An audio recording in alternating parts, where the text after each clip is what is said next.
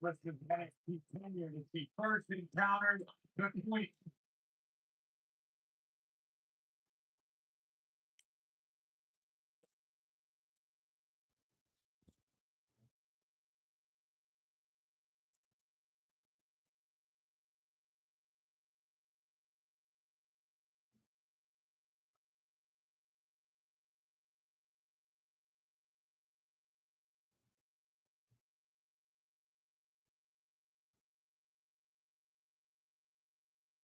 I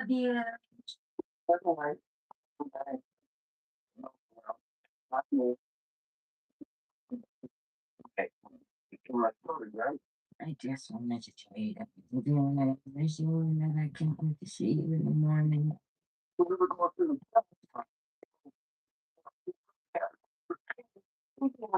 Say bye, Dada.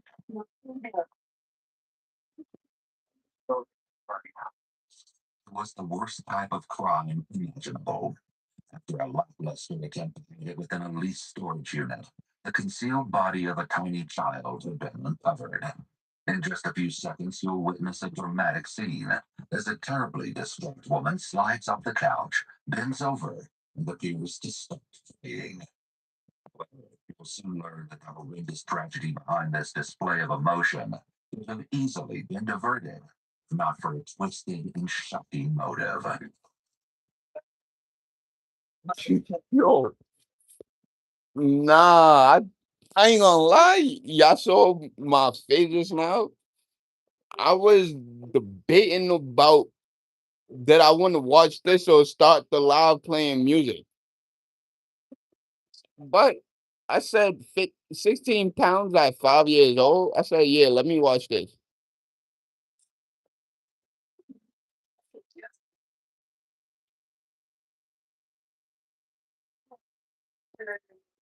I watch stuff like this because people gotta understand. I'm from New York. They say New York is one of the worst places in the world. When I look at it, so y'all don't.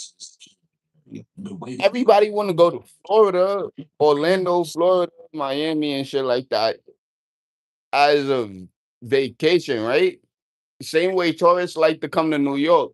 After people say New York is fucked up, and don't get me started on Florida.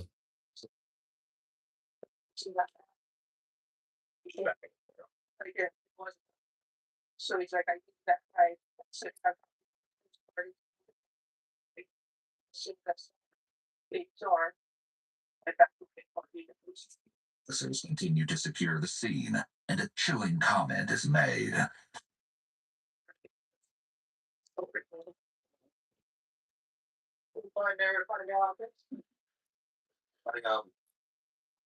Telling that like all the intervention of his friends like growth. You all was driven by another subject. Well, that's what he said. He said that's why they came back to look tonight because he drove all the way here for Reno with only $3. That's gotta be phenomenal. Keep on shifting. The guy's name. Got a name of Tyler, but no last name. Would that guy check in with you when he got here? No, but if I can get a roundabout of where he went in Reno, Tyler's not a very uncommon name. How would you end up having that? Oh, because it's U-Haul. It's U-Haul. Maybe. I first met him when I was in rehab in first met him about 18 months ago. He started working there 18 months. You know, only for that big spots where that is in here. Okay, the blue thing in it. Yeah.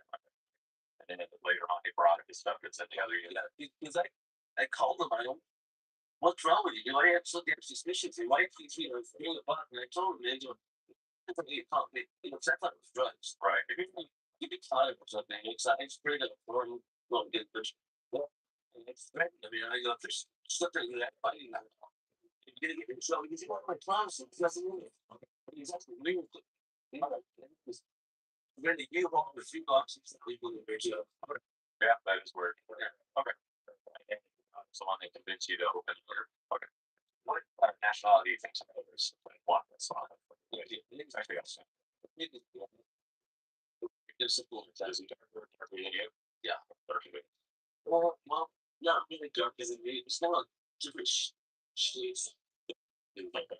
So if you feel like I can really so he's slamming the shoulder. Okay. Do you know anything about him being married or anything like that? He married that well, sorry, to somebody? Yeah, he married that young woman. Oh, there was a girl with him when he came in as kids. But there was kids with him? Yeah. Oh, okay. And is she same look as that lady for her? She's definitely black. But you don't have any idea what her name might be. Oh, okay. How long was your camera store? Oh, cool. Have you ever looked up to before?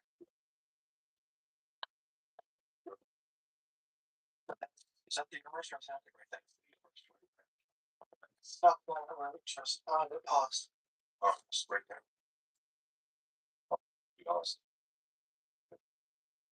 Make a mental note of the white car, as this will be important shortly.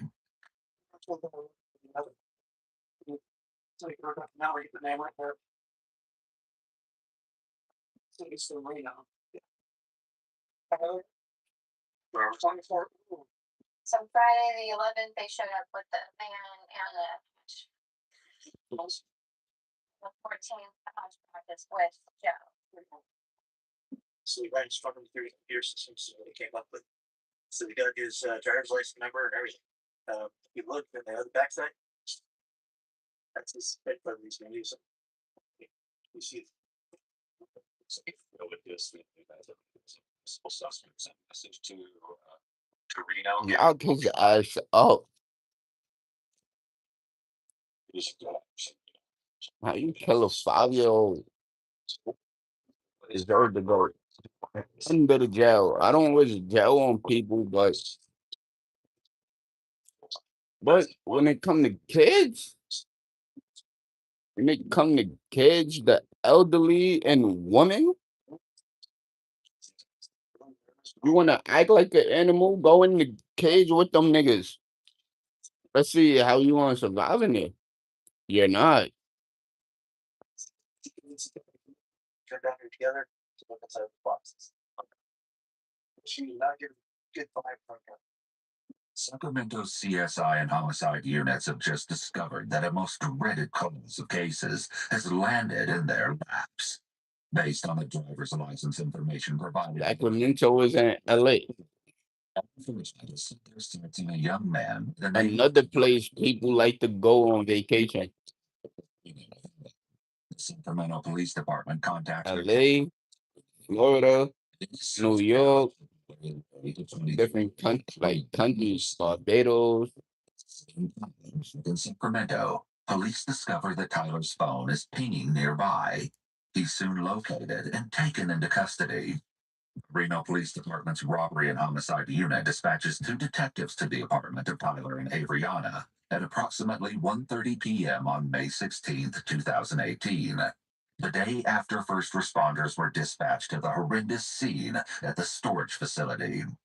As Avriana grants the detectives entry to her Reno residence. That was 8 years ago. This should say 3 years.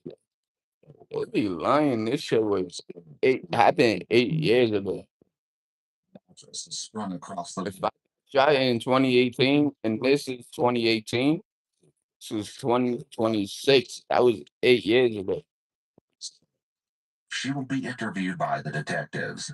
Tyler, on the other hand, asks for an attorney shortly after a Sacramento detective informs him of his rights. It's not until July 5th, 2019, after more than a year has passed, that Tyler emerges to explain his long-awaited version of events. Shortly after his arrest, though, he alluded to everything in a recorded prison phone call with his mother. It's not gonna be what everybody wants to hear, and it's not gonna be pretty, what it is. Till then, detectives will enter the interrogation room to speak with Avriana, and the process of untangling this tragic mystery that transformed a storage unit into a horrific crime scene will get underway. Avriana is situated in a room that doesn't appear to be typical for an interrogation. It should be decorated as minimally as possible. But it appears that Avriana was brought into a soft interrogation room that's usually reserved for victims of a crime or children.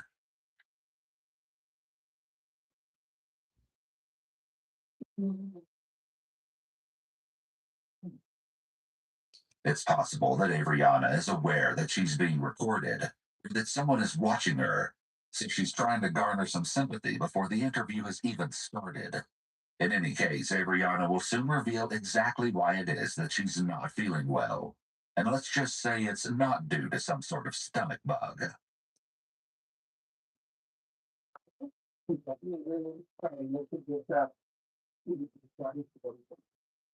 The detectives are seated directly in front of Avriana, with no barrier, such as a table, between them. This will allow them to fully observe her body language. The detective wastes little time.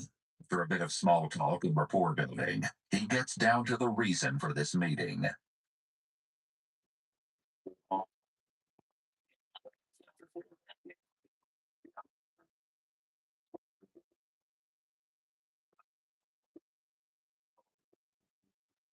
Detectives then thank Avriana for coming down to speak with them and express their appreciation, which they're trained to do under the Reed technique. This makes the suspect more likely to want to continue being seen as cooperative. Of course, her level of cooperation will be subject to change as the detectives begin to press her for more information.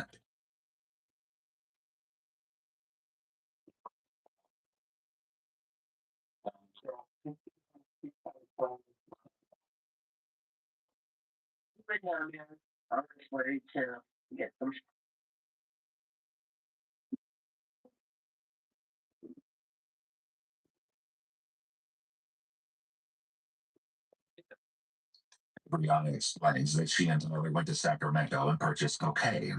She's conveniently failing to disclose the most significant reason for their travels. The detectives are aware of this, but they play along and attempt to make Avriana comfortable by behaving very casually and stating they're not judging her for her admission.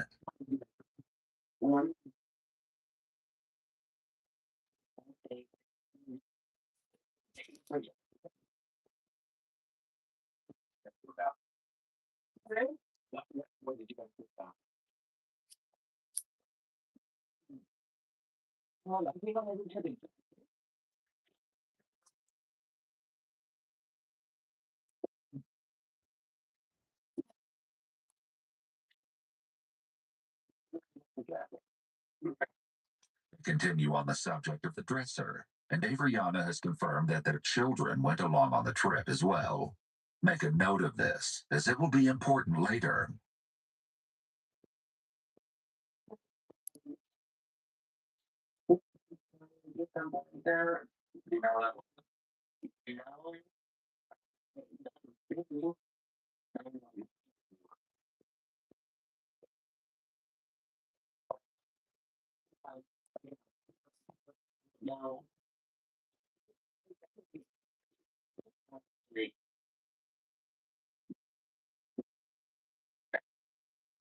Rihanna may be trying to distance herself from Tyler, possibly because she's planning to blame him for everything. Her potential defense being that she didn't know anything about what he did.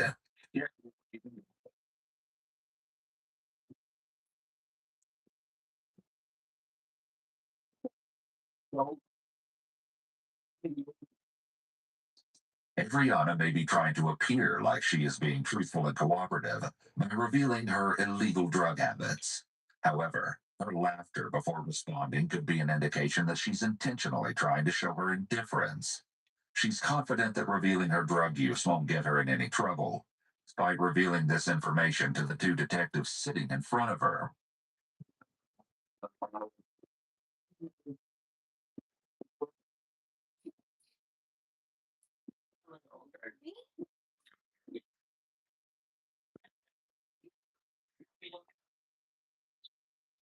You got to school closer to the bed. 'Cause I'm not going. Every time I place a blunt in the ashtray, the whole ashtray flips. Reason for storing items in Sacramento is because Tyler's plan is to return there, where his family resides, after their impending separation.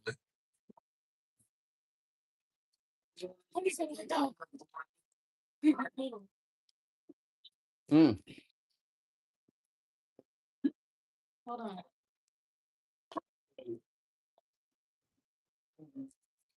He's mentioned here for the first time, while Adriana claims not to know where the little girl is. Disturbing truth about what exactly happened will be brought to light before this very interrogation comes to an end. Yeah. Callie Anderson, 5-year-old. Damn, bro.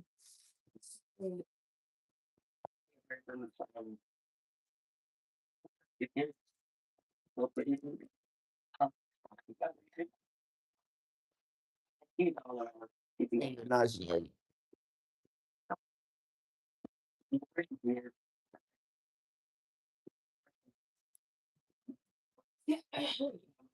Adriana definitely makes no attempt to hide her disdain for Leonie, Callie's biological mother. Tyler is more forthcoming with regards to Leonie and how their daughter Callie came to be. It's July 5th, 2019, more than 13 months after his arrest and Adriana's account.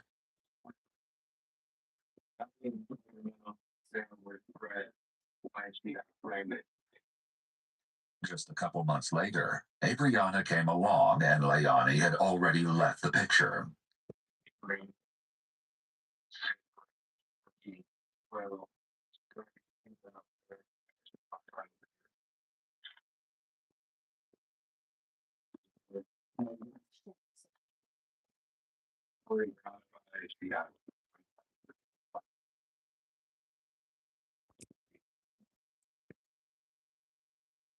This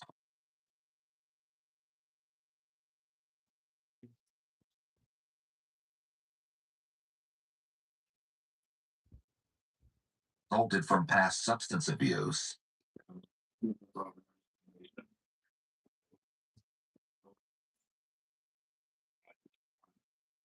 Says that his mother brought baby Callie to meet him for the first time. Despite this normally being a joyous occasion, Adriana was not happy about this, to say the least.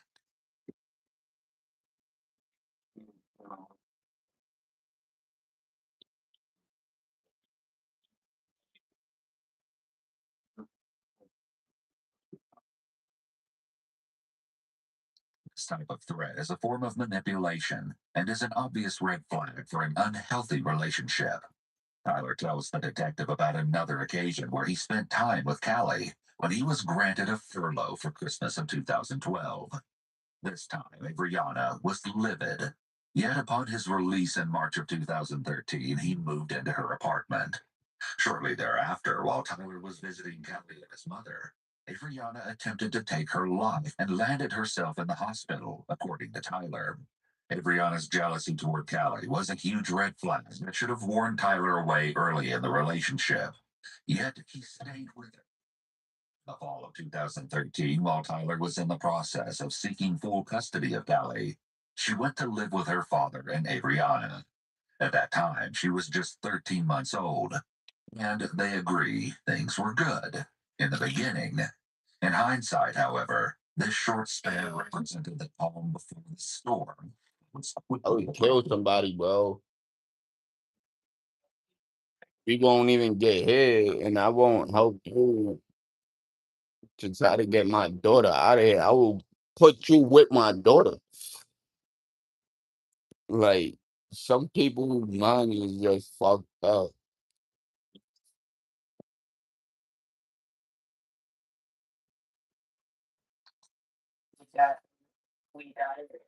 They didn't live in the same place as me and my kids.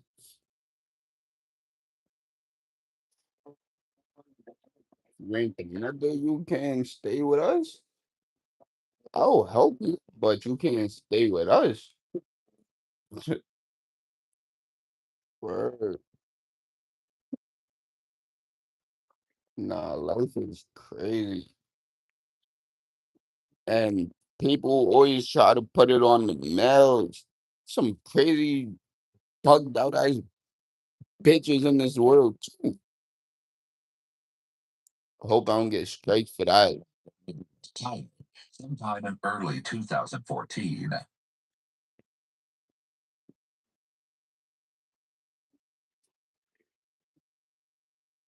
Naturally, she disguised the real motive behind her proposition.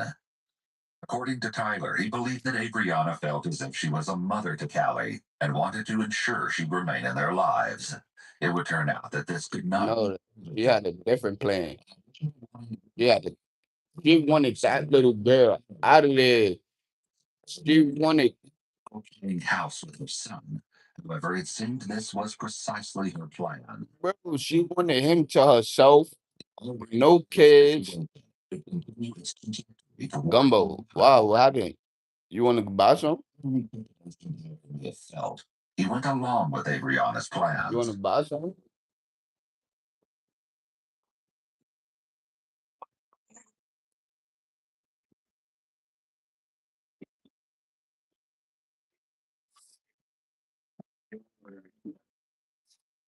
It's unknown if Adriana gradually stopped the medication she was allegedly taking under a doctor's orders.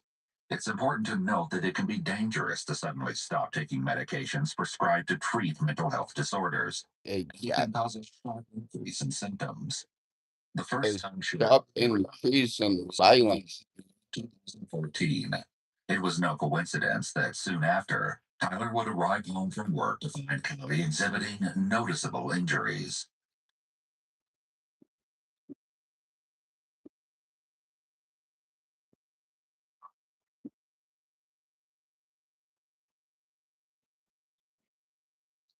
Things would drastically worsen over time. Though Adriana's story was a bit different, the ugly truth was beginning to show itself.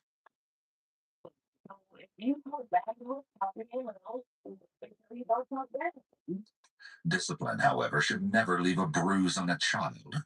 Research shows that physical punishment, such as spanking or hitting, has been linked to the child displaying increased negative behaviors, including aggression.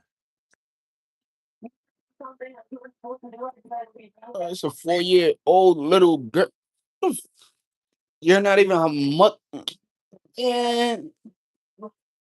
And y'all want to talk about domestic violence?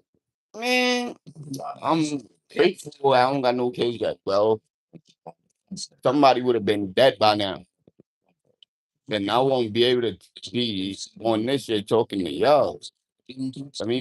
Let me, hey, my past don't matter. I don't try to dwell on that shit. Caregiver. However, as her parent, he is legally and morally obligated to protect his child and remove her from an abusive environment. Tyler wasn't the only one who took note of Callie's injuries. Fucking Family eventually contacted CPS. so And the physical abuse and neglect imposed on a little girl come what a years old. bro. What? In April 2015, when Tyler returned home. On my soul, let me come in my crib from work. If my 3-year-old got any bruises on, she's only 3. What you gonna tell me? What she did that to herself? Makata. What? People is hugged out. He gave that girl too much leadway with his kid. What? Okay. This how this would have went. Yo, I'll be back. I'm gonna take my child to my mom's. Drop my kid off to my mother. Once my kid don't, and I'm gonna tell my mother I'm going to jail. Hold your grandchild down, cause I'm going to jail. What? Nah, that's not even saying right with me, gang. I don't condone domestic violence. You feel me? But if I had a kid, I this how it goes. It goes 2 ways. I won't leave my kid with no.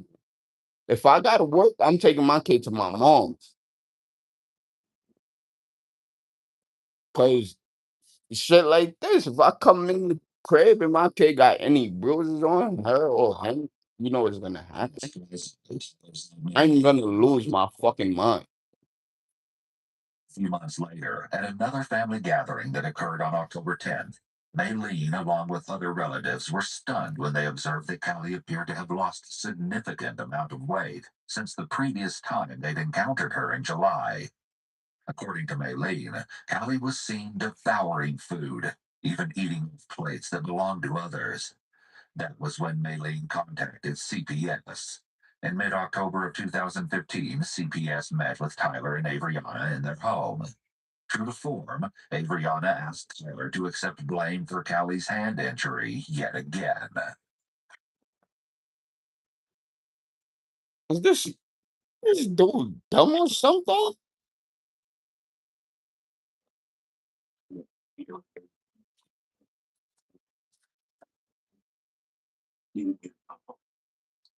The fact that Avriana manipulated Tyler into taking responsibility for his daughter's burned hand and Tyler agreeing to lie to his family and CPS shows the dynamic of their relationship and, if true, how he potentially favored his wife over the well being of his own child. In addition to the He's a concerns, fool. Tyler's family also worried that Callie wasn't being fed. If you were to eat it, I think that's another reason why they call it.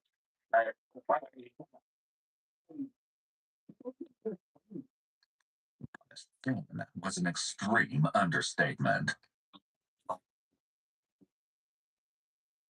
Was fine. They closed the case. They closed the case because they wasn't being beaten. You guys still doesn't look like summer, you know, because that's going to be abusing my daughter because she did this. And that's what I told the people.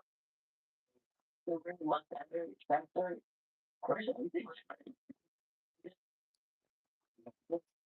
Well, you know, things like I'm crunching and I'm working. Abusing her. Oh, you the crap. So 20% CPS are very.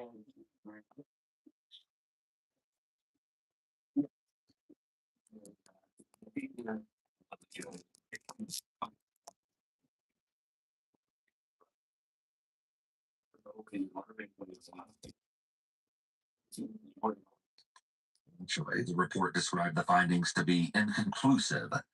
It also stated that the concern was that Tyler and Avriana were using excessive or inappropriate methods of discipline. The report hit the nail on the head, yet CPS dealings with the Andersons were discontinued. Things were building towards a They're horrific cokeheads. mode. They're crackheads with like Insight into the terrible things that were going on behind the closed doors of that apartment. Of course, he refused to put any blame on his own actions. It was the time that Avriana allegedly flew off the handle for no apparent reason and kicked him and Kelly out of the home late one night. According to Tyler, this was a common occurrence.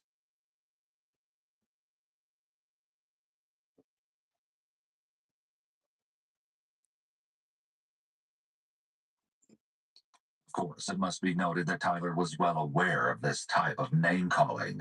A record of text messages within the lead detective's narrative confirms this. He continues with details of physical abuse Kelly would encounter at the hands of Avriana.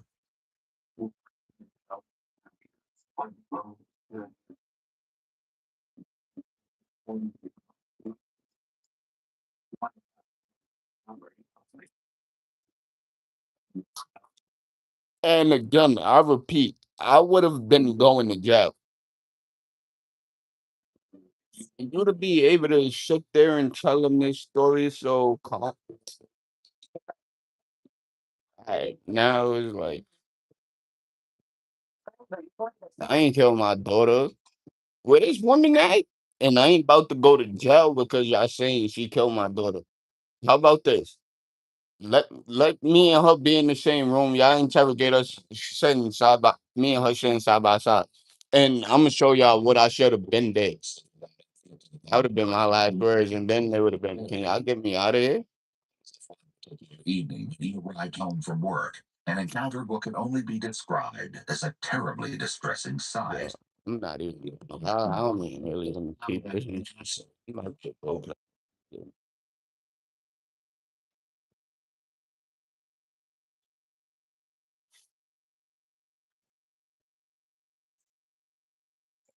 Note that Maverick is the alleged family dog that Tyler claimed Adriana wanted, then left his care solely up to Tyler. He was kept in a kennel in the main bathroom at the Anderson apartment. Apparently, this was the alternative to imposing other physical abuse on Callie, since Tyler had allegedly told Adriana not to use her hands or objects as punishment toward Callie.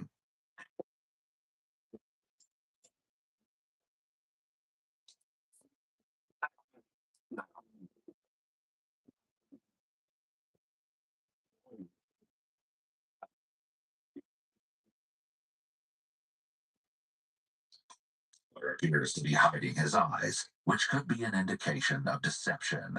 Or it may be that he doesn't want to see the detective's reaction to what he is divulging. His claims concerning Adriana's behavior suggest she is unstable and impulsive. This may indicate the presence of a personality disorder, as this extreme behavior suggests that Adriana lacks empathy and remorse and has a poor moral conscience. Ultimately, we see that the abusive behavior continues to head in a tragic direction. The detectives return to a troubling issue, which they glossed over previously. Police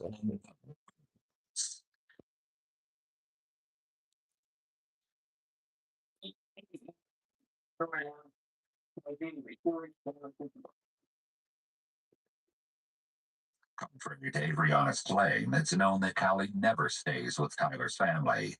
Things are beginning to become problematic for Adriana.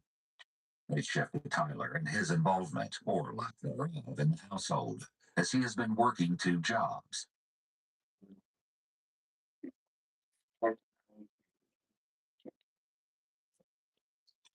That Tyler was away from the home for so many hours of the day casts doubt on Adriana's claims that he was the primary caretaker of his daughter.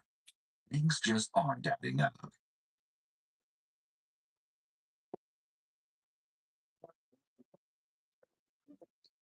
Brianna called Tyler around 1 earlier that afternoon. He'd just woken up. It just so happens that she was sleeping off her most recent round of cocaine. I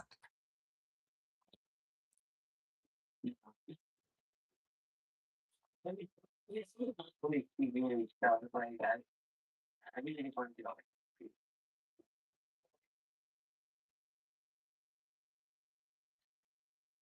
It's like, I be perfect. Like,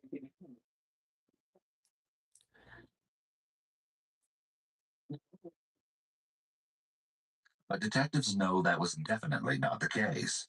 As they seem to have hit a wall, they light a little fire under Adriana.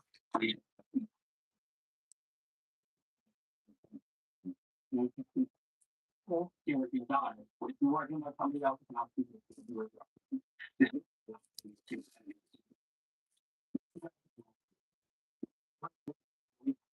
Living with you. She doesn't seem phased. Despite their questions, the detectives already know the child is deceased. What they don't yet know, however, is what caused her death and to what extent Adriana was involved. They also need to determine the disturbing motive behind the death. They quickly touch on another important element of the case they are methodically building.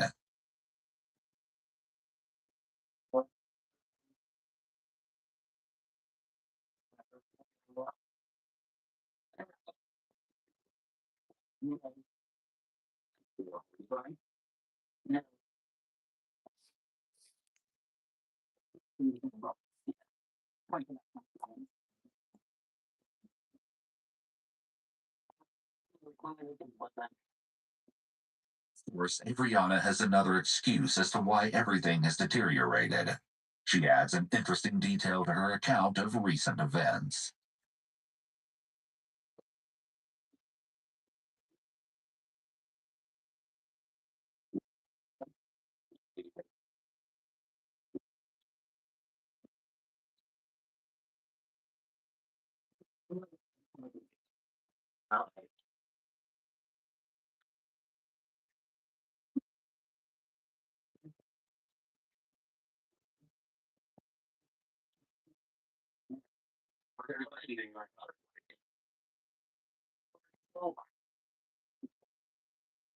It's possible that Adriana's admission is her way of trying to deflect responsibility or explain her neglect of their sons in Cali. The detective leans in toward Adriana now and has his elbows on his knees. This is done to show that he is engaged, and he wants to try to get her to mirror this open demeanor. Often suspects will assume this position when they confess. Adriana fails to confess, but she does explain more about cocaine's recent role in their lives. We used to do, you know, we used to do that. And they keep their connected to my we have to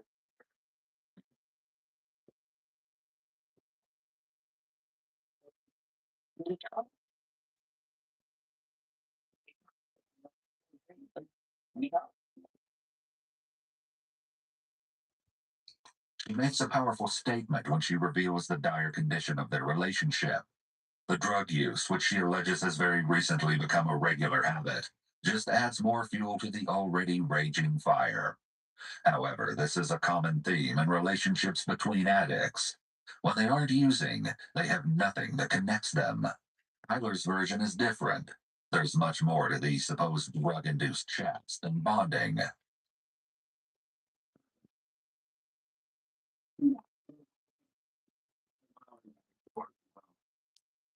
These aren't the only times Adriana confesses her deepest, darkest, most horrifying secrets.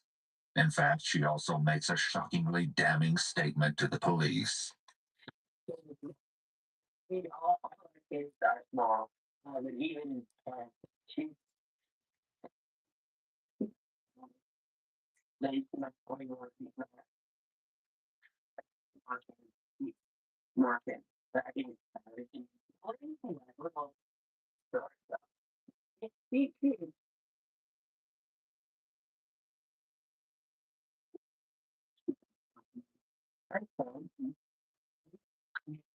For such a slip of the tongue, it's clear that Adriana knows much more than she's letting on. Just how much does she know? That's the $1 million question. But detectives are determined to get to the heart of it. They soon sense that it's time to try a different tactic. This one is sure to throw Adriana off.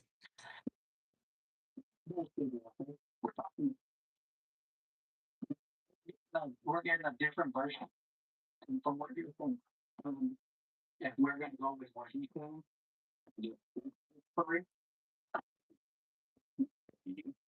The detective attempts to play Adriana against Tyler. He's using a self serving tactic intended to motivate Adriana to tell her side of the story.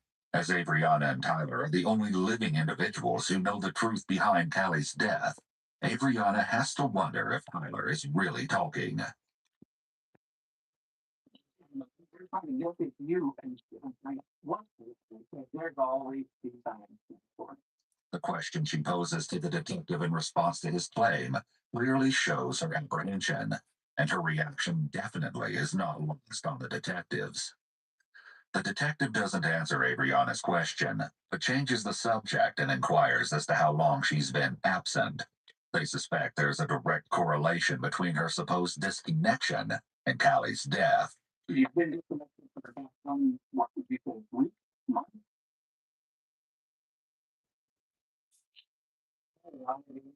Question, I would say, you're probably significant that recorded, or something significant, something where you're engaging it with your junior cycle games, like this.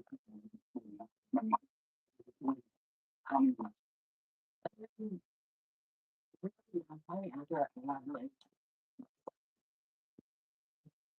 Adriana and Tyler's second son was born the previous October, 6 months earlier.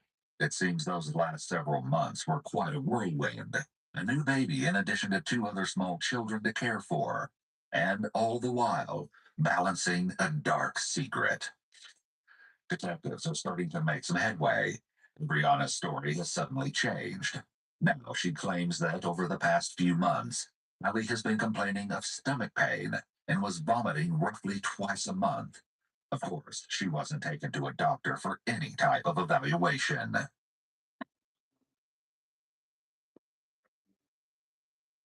Literally, what was down there.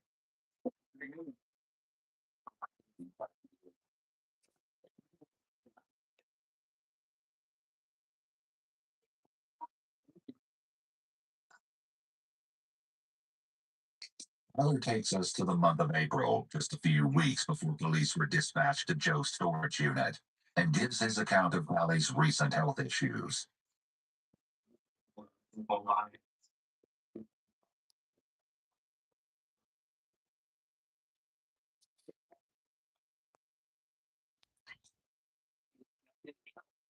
He just lost his brother. And night. And the ordinary. He's like, okay. You mean like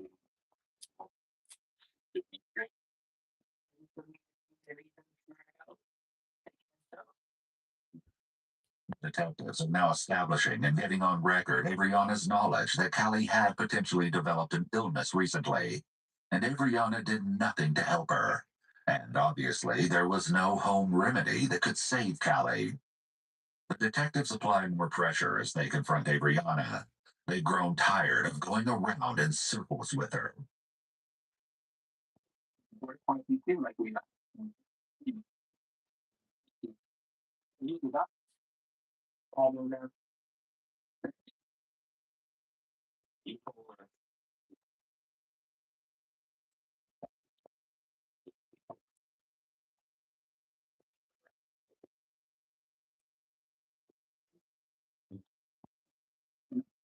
that's a great thing about the thing. We know that you and I both took her over to California. So that's why now you come back to us.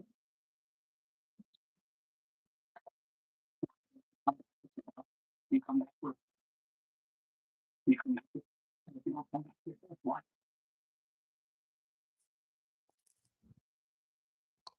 We see the detectives utilize a step of the Reed technique known as positive confrontation here.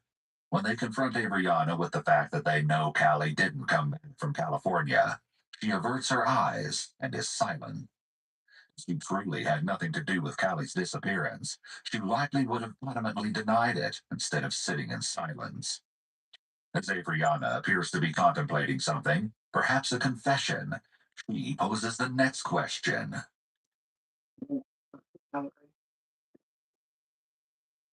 It would be you. I want to take I want to give your version of your side in the family. The detectives finally make it known that her act isn't working, and, like Adriana, they're also privy to some horrendous information.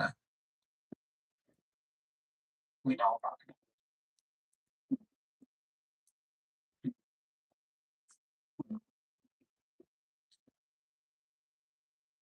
about There's no going back at this point. It's out in the open now. one.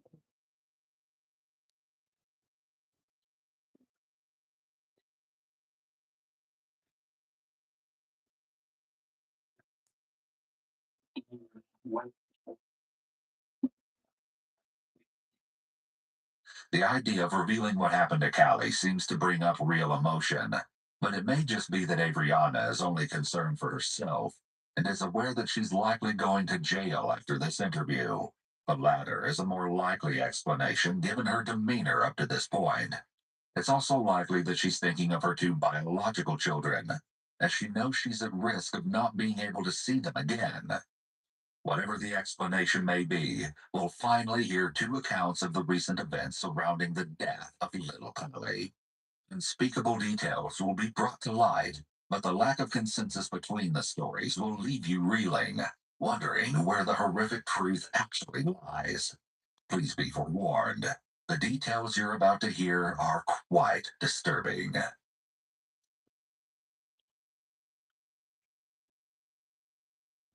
Slayer continues listing off the chores he did upon arriving home, including cleaning up after and walking the dog.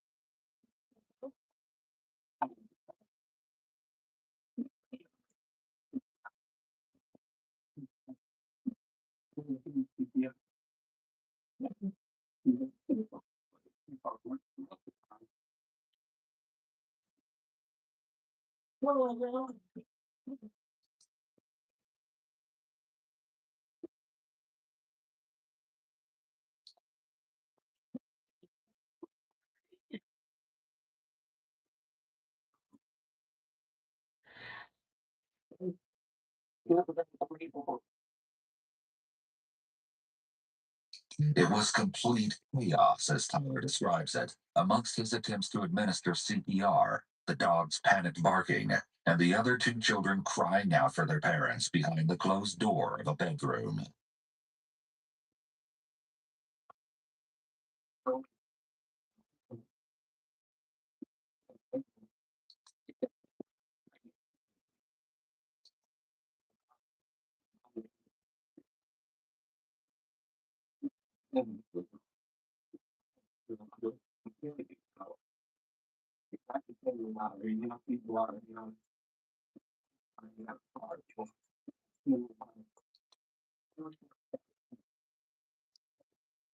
This nigga is retarded or something?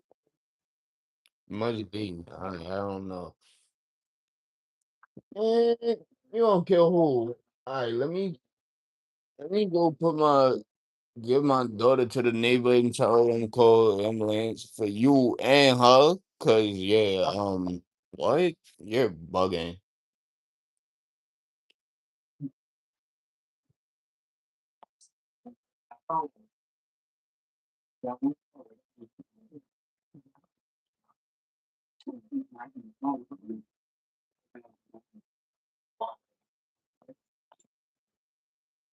Tyler then claimed that he attempted to leave the apartment to seek help from a neighbor, but Adriana blocked the door and prevented him from leaving.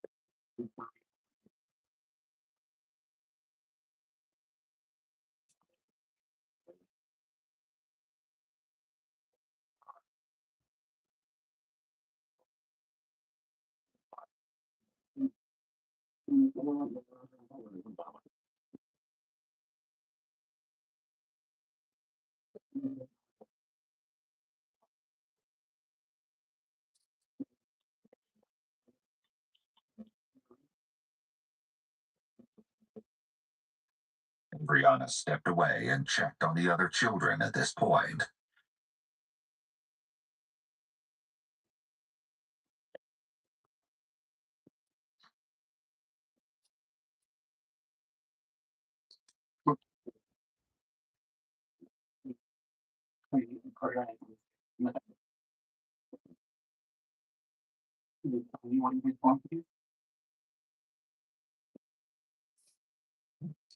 Adriana had tended to their boys while he'd placed Callie in the bag.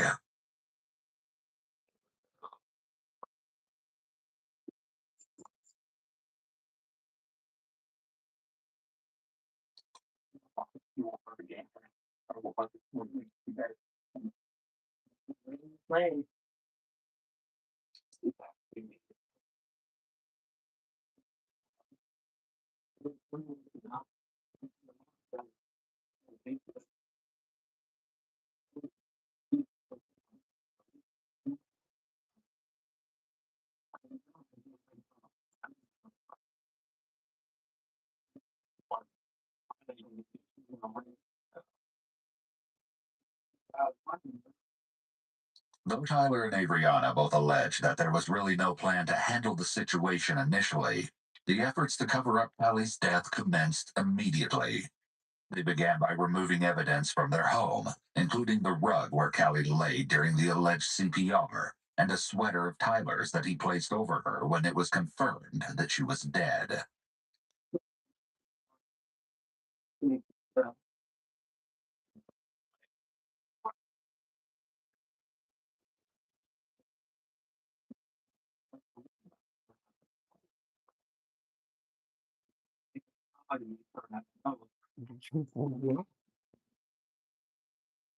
make matters even worse, they had the audacity to leave their infant and toddler sons alone in the apartment. In addition, Tyler has admitted to committing the crime of tampering with evidence by disposing of the items in a dumpster. The horror continued in the days following Callie's death. Tyler asserts that the day after Callie died, Adriana had devised a plan to cover it all up. And as you're about to hear, it's absolutely diabolical.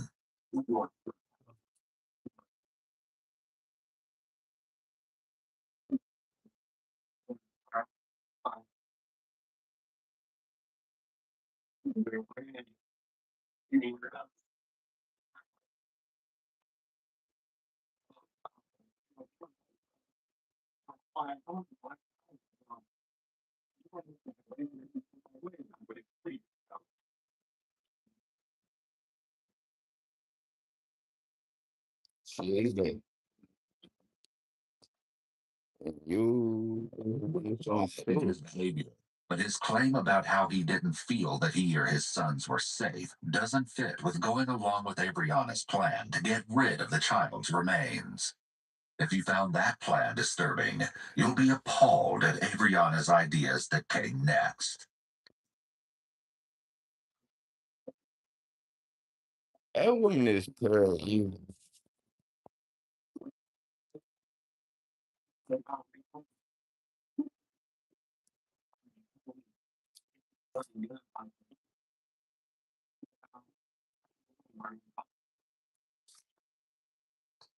thought that Adriana allegedly concocted such barbaric ways to dispose of Callie's body is beyond comprehension. She even devised a morbid plan to ensure Tyler wouldn't abandon her or turn her in during the interim between Callie's death and her body being left at the storage unit.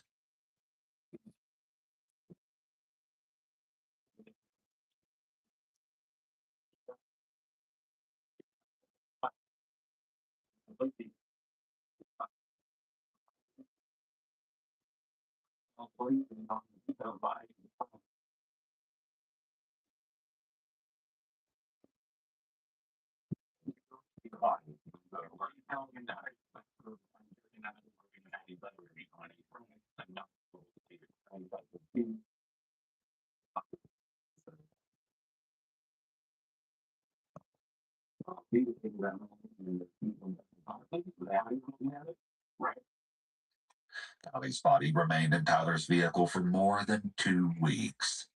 Apparently, Adriana had poured carpet deodorizer over the receptacles that held her tiny body. The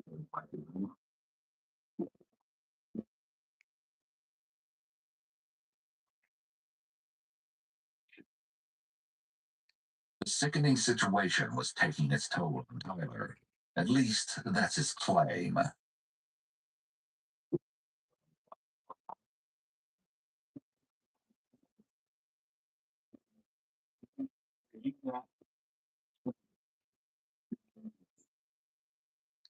Tyler followed through and got the bin.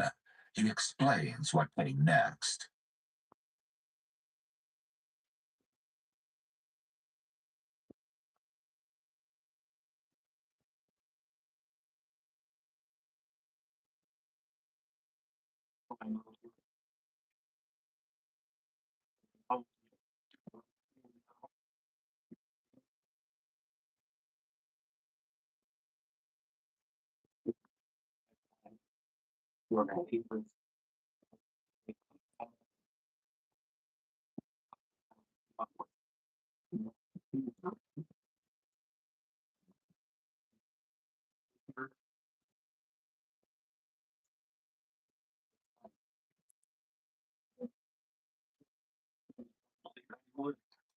Our story continues along the same illogical path it's been traveling down. The detective asks why Tyler went back to Sacramento on the day after Callie's remains were located in Joe's unit.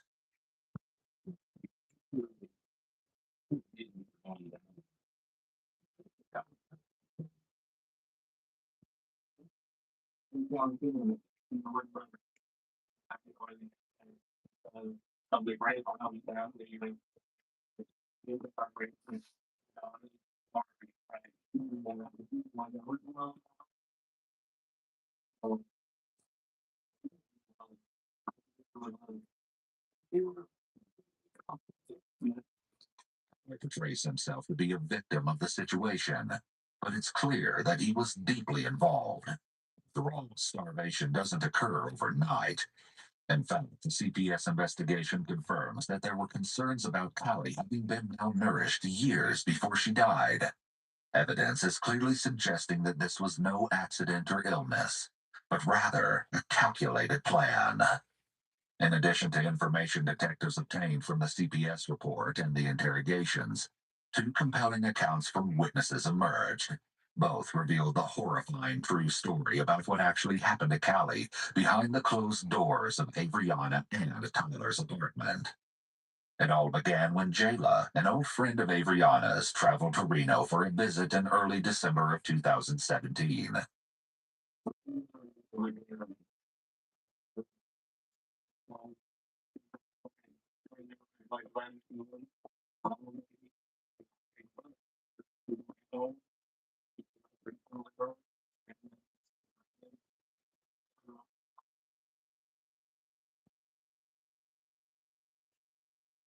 Except Tyler left a few important elements out of his story.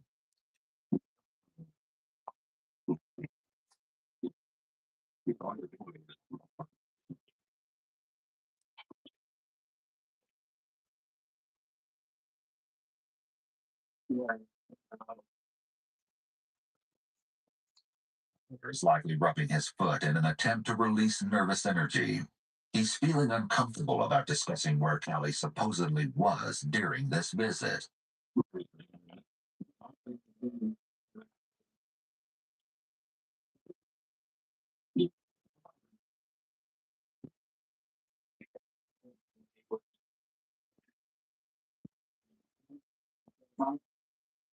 However, it just so happens that Avriana had described the family dog quite differently.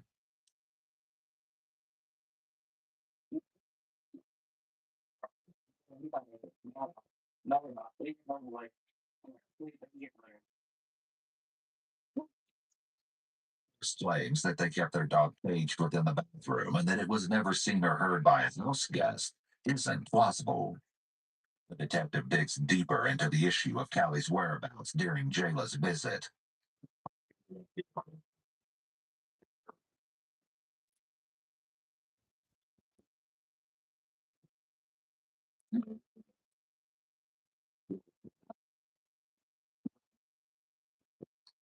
It was roughly 1 month after Callie's body was found that Jayla spoke with the detective.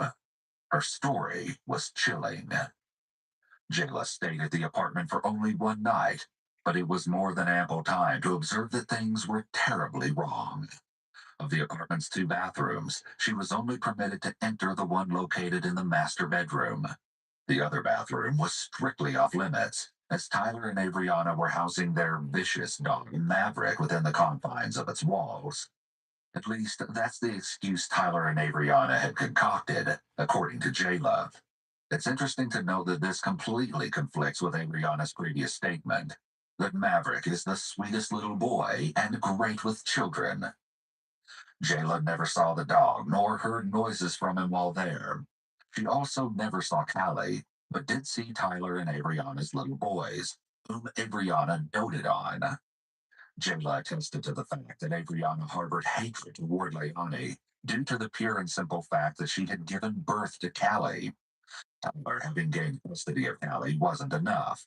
In her efforts to deprive Leone of merely watching her little girl grow up from a distance, Avriana forbade any posting of pictures and videos of Callie on social media.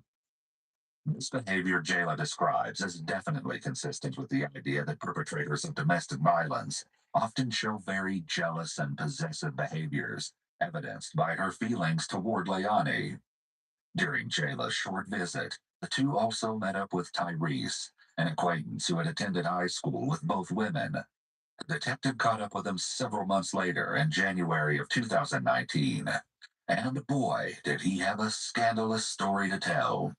He told officers that he and Adriana allegedly engaged in an affair from December of 2017 through February of 2018. Tyrese estimated that they had secretly met more than 20 times at Adriana and Tyler's apartment. Part of his story mirrored Jayla's. He, too, was forbidden from entering the main bathroom. Adriana's excuse at this time was that it was dirty and messy. Unlike many of her other statements, this particular one held some truth, based on the condition of the apartment when the detectives arrived to speak with Adriana. Tyree stated that he witnessed the two little boys in the apartment during his visits. However, he never saw so much as a trace of Callie.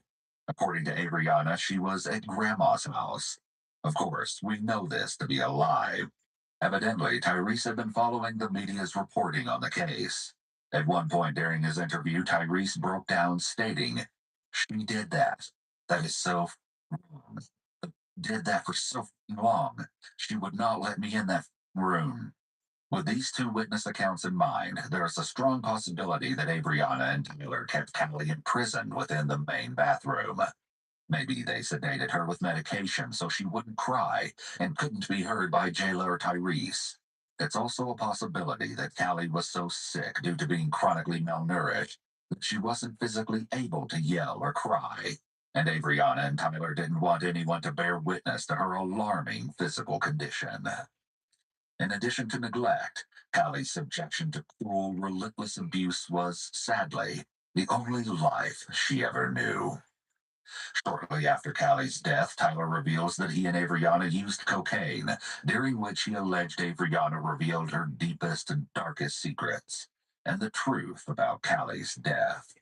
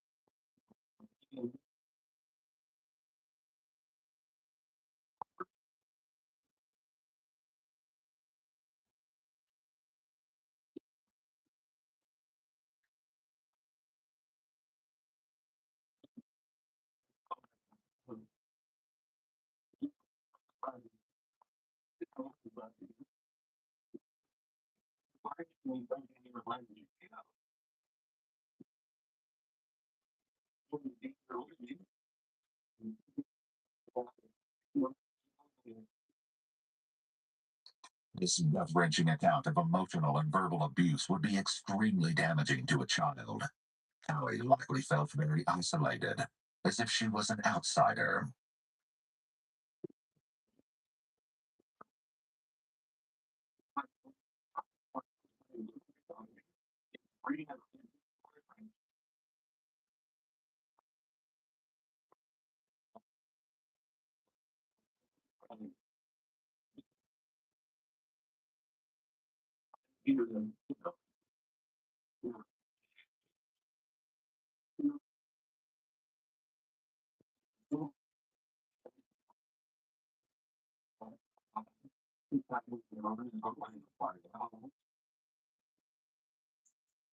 It's possible that Tyler knew about the abuse the whole time, but is claiming that he only found out the true extent of it after his daughter had died, as he may think that makes him less responsible for what happened.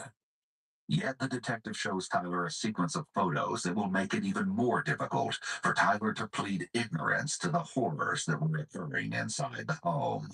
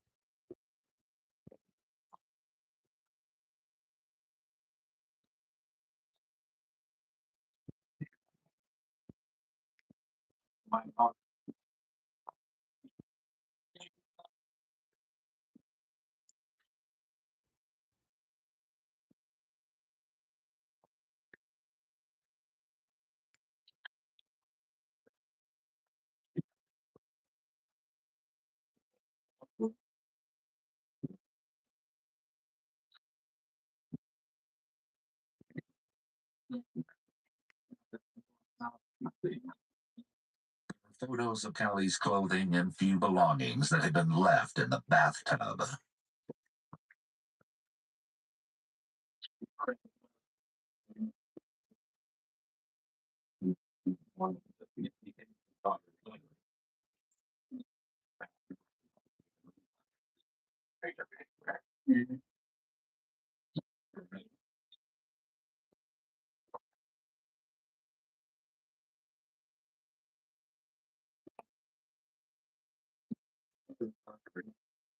Clearly, it's very possible that the crate and food in the bathroom were for Callie and not the dog, who seems to be the scapegoat for some of the compelling evidence.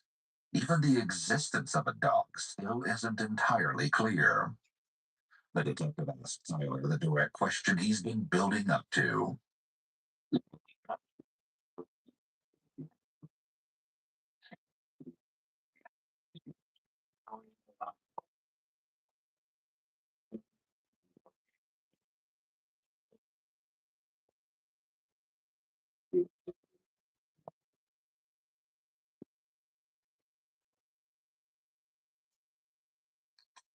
With that, the motive behind this whole catastrophe is finally confirmed, and it's consistent with information Jayla also provided. Avriana harbored a pure hatred for little Polly. It had manifested from the unwarranted contempt she'd always harbored toward Leone, and it was revealed in the abuse she inflicted on her daughter.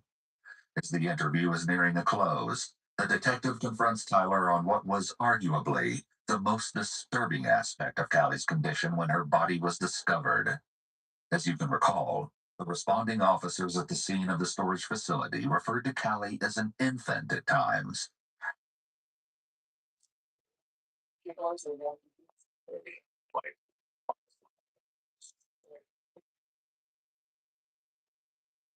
6 months ish, what left. Yep. Okay, wearing looks like jammies or something.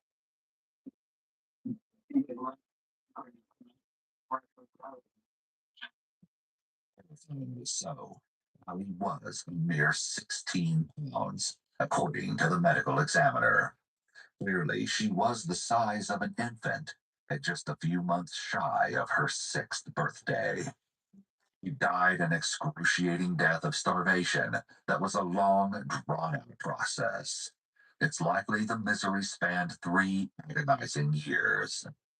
With this revelation, Avriana's interview isn't ending in the way she'd hoped, as you'll see.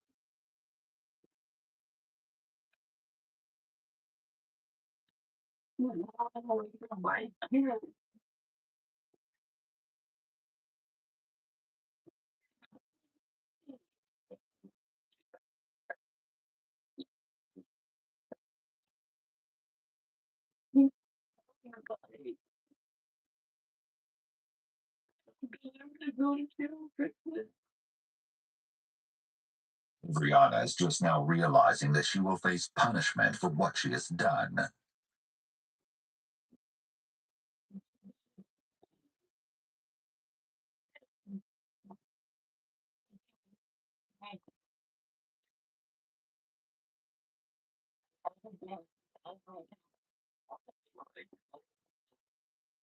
Not once in all the hours of interrogation did Adriana show this kind of remorse for Callie. This emotion is only for herself.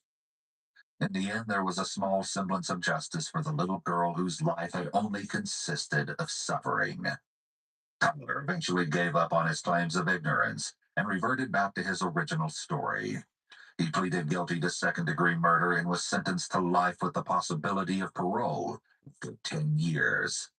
Adriana Enoch, formerly Anderson, prior to the couple's divorce in August of 2019, had a different outcome. She stood trial in late July of 2021 after a judge rejected her proposed plea agreement. On August 5th, she was convicted of first-degree murder and was sentenced to life in prison with the possibility of parole for 20 years.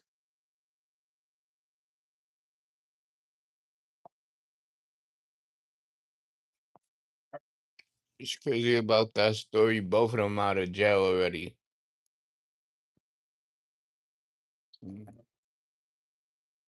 But you try to be wildin' with it. I ain't getting you everything. How you gonna keep on tracking my words to my high self saying gonna keep on saying I know how love is, so therefore I'm gonna keep my distance. I know how love is when I stay away, that's when I'm the richest. Wish I keep on saying back when you done you go and you on keep on saying I mean to myself I ain't gonna keep on saying back. My girl had broke my they made me keep on saying thinking about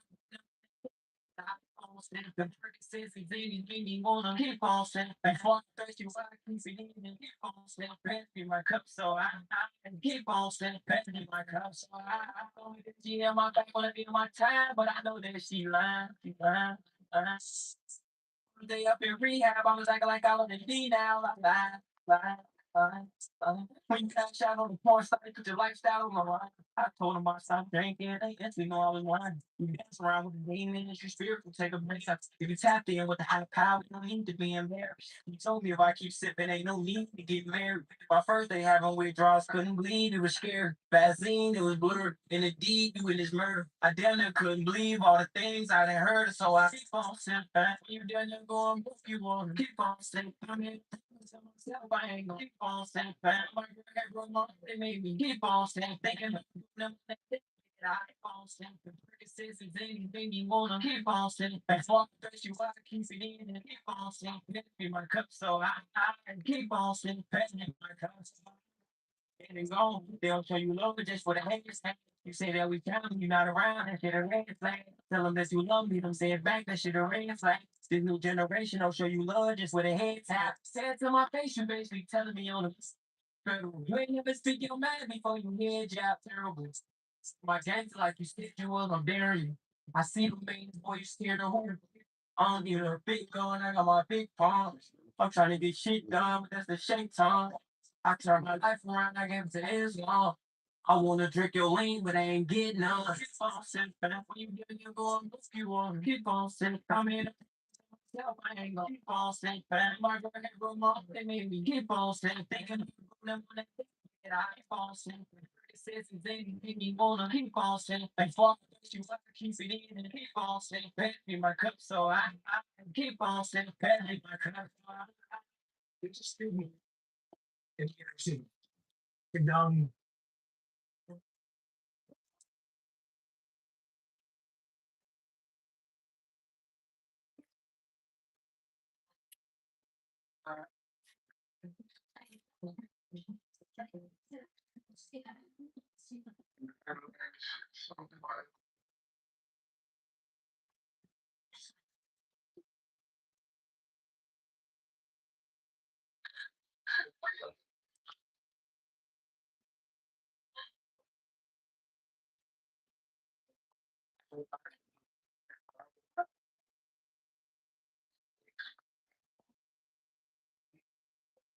Now, real one is on my life, and pain. Holes in my shoes, can't walk on my lane. It's a real dirty game. Say slut like Frank. That shit might be for a blue bridge of it.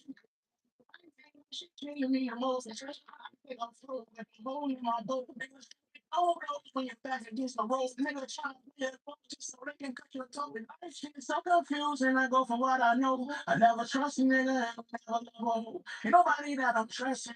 Drugs in my body, I don't wanna feel nothing. Pain deep inside me, I should let you know. Crackers gotta free me to hear that discussion.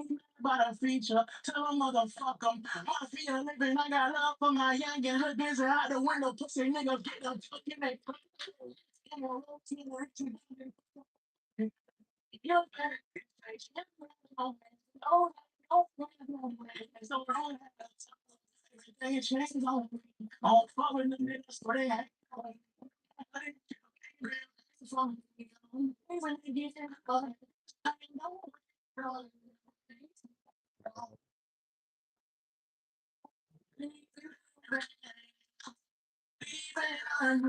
This time, don't wait on me. Don't wait, don't wait, don't wait. Go around, that's right. Don't wait, don't wait. Leaving again, this time, don't wait on me. Don't wait, don't wait.